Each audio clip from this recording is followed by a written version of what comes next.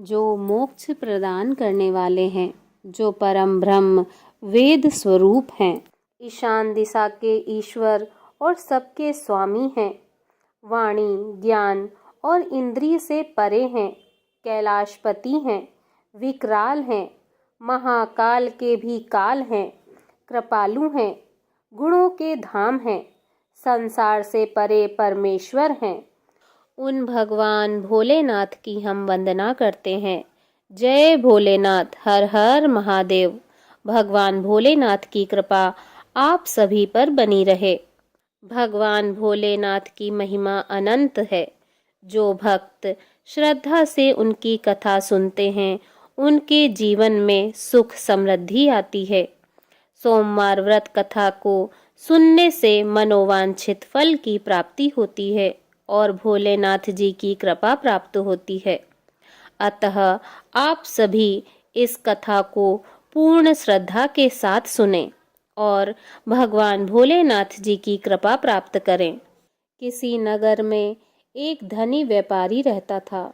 दूर दूर तक उसका व्यापार फैला हुआ था। नगर के सभी लोग उस व्यापारी का सम्मान करते थे।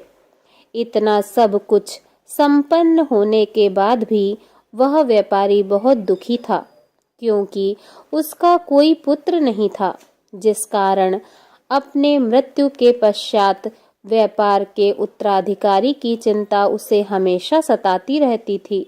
पुत्र प्राप्ति की इच्छा से व्यापारी प्रत्येक सोमवार को भगवान शिव जी का व्रत करता था और पूजा किया करता था, और शाम के समय शिव मंदिर में जाकर भगवान शिव जी के सामने घी का दीपक जलाया करता था। उसकी भक्ति देखकर माँ पार्वती प्रसन्न हो गईं और भगवान शिव जी से उस व्यापारी की मनोकामना पूर्ण करने का निवेदन करने लगी। भगवान शिव जी बोले, इस संसार में सबको उसके कर्म के अनुसार फल की प्राप्ति होती है। जो प्राणी जैसा कर्म करते हैं, उन्हें वैसा ही फल प्राप्त होता है। भगवान शिव जी के द्वारा समझाने पर भी माता पार्वती नहीं मानी और उस व्यापारी की मनोकामना पूर्ति हेतु वे भगवान शिव जी से बारंबार अनुरोध करती रहीं। अंततः माता के आग्रह को देखकर भगवान भोलेनाथ को उस व्यापारी को पुत्र प्राप्ति का वरदान देना पड़ा। वरदान देने के पश्चात भगवान भोलेनाथ माता पार्वती से बोले, आपके आग्रह पर मैंने पुत्र प्राप्ति का वरदान तो दे दिया, परंतु इसका यह पुत्र 16 वर्ष से अधिक समय तक जीवित नहीं रहेगा। उसी रात भगवान शिव जी उस व्यापारी के स्वप्न में आए और उसे पुत्र प्राप्ति का वरदान दिया और उसके पुत्र के 16 वर्ष तक जीवित रहने की बात बताई। भगवान के वरदान से व्यापारी को खुशी तो हुई, लेकिन पुत्र की अल्प आयु की चिंता ने उस खुशी को नष्ट कर दिया। व्यापारी पहले की तरह सोमवार के दिन भगवान शिव जी का विधिवत व्रत करता रहा। कुछ महीनों के बाद उसके घर एक अति सुंदर बालक ने जन्म लिया और घर में खुशियां ही खुशियां भर गईं। बहुत धूमधाम से पुत्र जन्म का समारोह मनाया गया, परंतु व्यापारी को पुत्र जन्म की अधिक खुशी नहीं हुई, क्योंकि उसे पुत्र की अल्प आयु के रहस्य का पता था। जब पुत्र 12 वर्ष का हुआ तो व्यापारी ने उसे उसके मामा के साथ पढ़ने के लिए काशी भेज दिया। लड़का अपने मामा के साथ शिक्षा प्राप्ति हेतु चल दिया। रास्ते में जहाँ भी मामा भांजे विश्राम हेतु रुकते, वहीं यज्ञ करते और ब्राह्मणों को भोजन कराते। लंबी यात्रा के बाद मामा भांजे एक नगर में पहुँचे। उस दिन नगर के राजा की कन्या का विवाह था, जिस कारण पूरे नगर को सजाया गया था। निश्चित समय पर बारात आ गई, लेकिन वर का पिता अपने बेटे के एक आंख से काने होने के कारण बहुत चिंतित था। उसे भय था कि इस बात का पता चलने पर कहीं राजा विवाह से इनकार न कर दे, इससे उसकी बदनामी होगी। जब वर के पिता ने व्यापारी के पुत्र को देखा तो उसके मस्तिष्क में एक विचार आया। उसने सोचा, क्यों न इस लड़के को दुल्हा बनाकर राजकुमारी से विवाह करा दूं। विवाह के बाद इसको धन देकर विदा कर दूंगा और राजकुमारी को अपने नगर ले जाऊंगा। वर के पिता ने लड़के के मामा से इस संबंध में बात की। मामा ने धन मिलने के लालच में वर के पिता की बात स्वीकार कर ली। लड़के को दूल्हे का वस्त्र पहनाकर राजकुमारी से विवाह करा दिया। राजा ने बहुत सारा धन देकर राजकुमारी को विदा किया।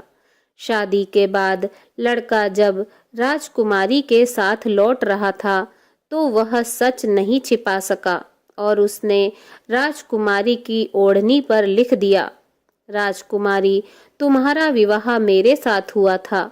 मैं तो काशी पढ़ने जा रहा हूँ और अब तुम्हें जिस नवयुवक की पत्नी बनना पड़ेगा वह कान्हा है। जब राजकुमारी ने अपनी ओढ़नी पर लिखा हुआ पढ़ा तो उसने काने लड़के के साथ जाने से इनकार कर दिया। राजा को जब ये सब बातें पता लगी तो उसने राजकुमारी को महल में ही रख लिया। उधर लड़का अपने मामा के साथ काशी पहुंच गया और गुरुकुल में पढ़ना शुरू कर दिया। जब उसकी उम्र 16 वर्ष की हुई तो उसने यज्ञ किया। यज्ञ के समाप्ति पर ब्राह्मणों को भोजन कराया और खूब अन्न वस्त्र दान किए। रात को वह अपने शयन कक्ष में सो गया। भगवान शिव के वरदान के अनुसार शयन अवस्था में ही उसके प्राण पखेरु उड़ गए। सूर्योदय पर मामा मृत भांजे को देखकर रोने पिटने लगा। आसपास के लोग भी एकत्र होकर दुख प्रकट करने लगे। लड़के के मामा के रोने विलाप करने के स्वर समीप से गुजरते हुए भगवान शिव और माता पार्वती जी ने भी सुने। माता पार्वती जी ने भगवान से कहा, हे प्राणनाथ, मुझे इसके रोने के स्वर सहन नहीं हो रहे हैं। आप इस व्यक्ति के कष्ट को अवश्य दूर करें। भगवान शिव जी ने माता पार्वती के साथ अदृश्य रूप से समीप जाकर देखा तो भोलेनाथ माता पार्वती से बोले, यह तो उसी व्यापारी का पुत्र है जिसे मैंने 16 वर्ष की आयु का वरदान दिया था। इसकी आयु पूरी हो गई है। माता पार्वती ने फिर भगवान शिव जी से निवेदन कर उस बालक को जीवन देने का आग्रह किया। माता पार्वती के आग्रह पर भगवान शिव जी ने उस लड़के को जीवित होने का वरदान दिया और कुछ ही पल में वह जीवित होकर उठ बैठा। शिक्षा समाप्त करके लड़का मामा के साथ अपने नगर की ओर चल दिया। दोनों चलते हुए उसी नगर में पहुँचे जहाँ उसका विवाह हुआ था। उस नगर में भी यज्ञ का आयोजन किया। समीप से गुजरते हुए नगर के राजा ने यज्ञ का आयोजन देखा और उसने तुरंत ही लड़के और उसके मामा को पहचान लिया। यज्ञ के समाप्त होने पर राजा मामा और लड़के को महल में ले आया और कुछ दिन उन्हें महल में रखकर बहुत सा धन वस्त्र आदि देकर राजकुमारी के साथ विदा कर दिया। इधर भूखे प्यासे रहकर व्यापारी और उसकी पत्नी बेटे की प्रतीक्षा कर रहे थे। उन्होंने प्रतिज्ञा कर रखी थी कि यदि उन्हें अपने बेटे की मृत्यु का समाचार मिला तो दोनों अपने प्राण त्याग देंगे। परंतु जैसे ही उसने बेटे के जीवित वापस लौटने का समाचार सुना तो वह बहुत प्रसन्न हुआ। वह अपनी पत्नी और मित्रों के साथ नगर के द्वार पर पहुंचा। अपने बेटे के विवाह का समाचार सुनकर पुत्र वधू राजकुमारी को देखकर उसकी खुशी का ठिकाना न रहा। उसी रात भगवान शिव जी ने व्यापारी के स्वप्न में आकर कहा, हे श्रेष्ठी, मैंने तेरे सोमवार के व्रत करने और व्रत कथा सुनने से प्रसन्न होकर तेरे पुत्र को लंबी आयु प्रदान की है। पुत्र की लंबी आयु जानकर व्यापारी बहुत प्रसन्न हुआ। शिव भक्त होने तथा सोमवार व्रत करने से व्यापारी की सभी मनोकामनाएं पूर्ण हुई। इसी प्रकार जो भक्त सोमवार का विधिवत व्रत करते हैं और व्रत कथा सुनते हैं, उनकी सभी इच्छाएं पूरी होती हैं। प्रेम से बोलिए जय भोलेनाथ। ओम नमः पार्वती पते हर हर महादेव।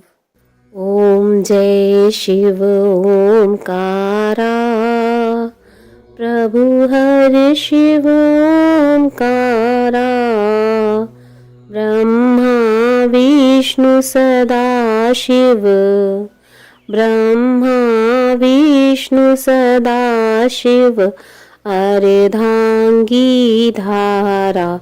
ओम जय शिव ओमकारा। एकानन चतुरानन पंचानन राजे, स्वामी पंचानन राजे। हंसासन गरुणासन, हंसासन गरुणासन, वृषवाहन साजे। ओम जय शिव ओमकारा।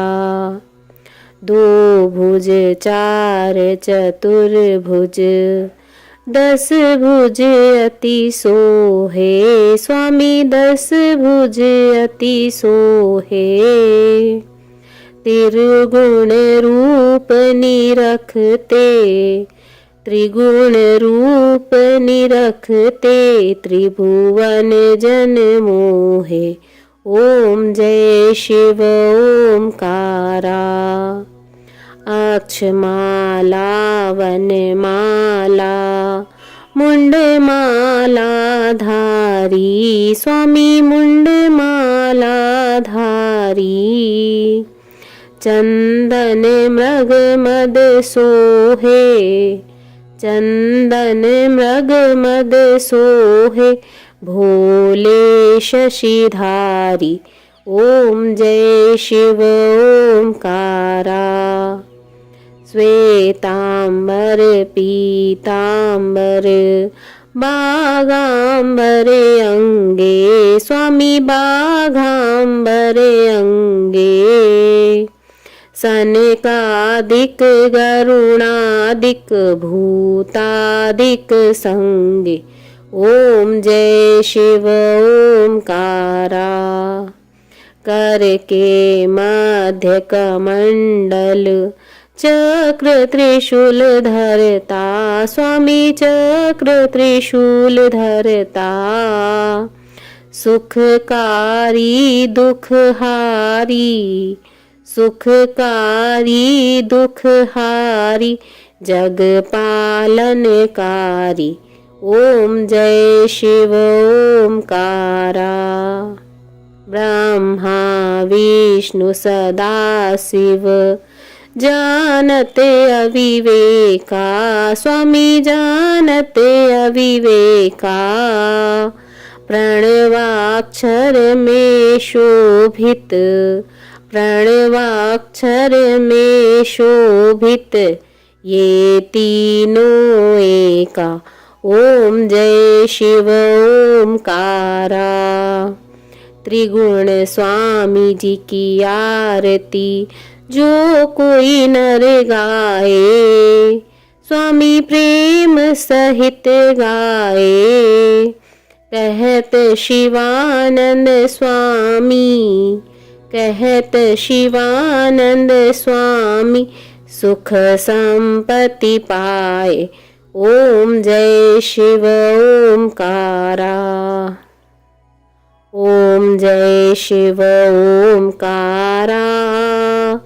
स्वामी हरे शिव ओमकारा। ब्रह्मा विष्णु सदा शिव, ब्रह्मा विष्णु सदा शिव, अर्धांगी धारा। प्रभु ओम जय शिव ओमकारा। बोलिए भगवान भोलेनाथ की जय। ओम नमः पार्वते पते हर हर महादेव शिव शंभु।